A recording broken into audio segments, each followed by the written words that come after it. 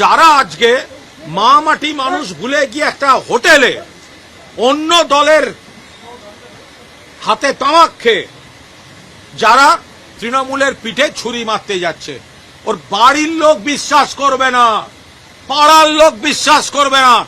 আমরা হতে পারি, আপনাদের দেখে মনে হতে পারে সংখ্যায় কম, ওদের সঙ্গে প্রচুর বেঈমান থাকতে পারে, ওদের সঙ্গে চাপে পড়ে যাওয়া এমএলএ এমপি থাকতে পারে।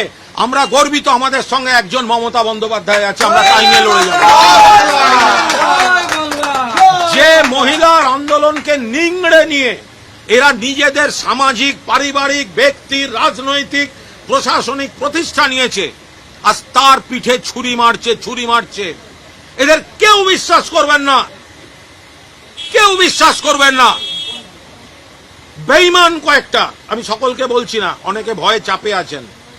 যারা জানে তারা কি আড়াল করতে, কি বাঁচার জন্য গেছে, আমি সকলকে বলছি না, আমরা কেউ সকলকে বলছি না।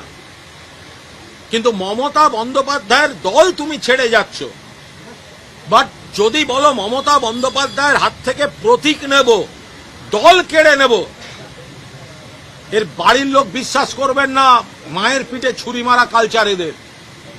একা মহিলা গরিব ঘর থেকে এসে, টালির ঘর থেকে নিজের রক্ত জল দিয়ে একটা দল তৈরি করেছেন, তার উপর দাঁড়িয়ে কেউ আমরা পুরসভায়, কেউ বিধানসভায়, কেউ লোকসভায় গেছে, তারা বলবে মমতা বন্দ্যোপাধ্যায়ের হাত থেকে প্রতীক কেড়ে নেওয়া।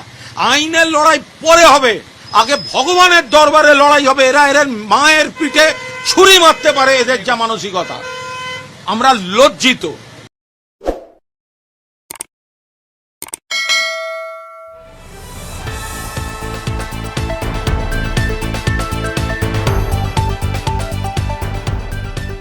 রংহীন সংবাদ আর অজানা তথ্যের জন্য দেখুন দিগদর্শন, 10-এর পাশে, দেশের সাথে।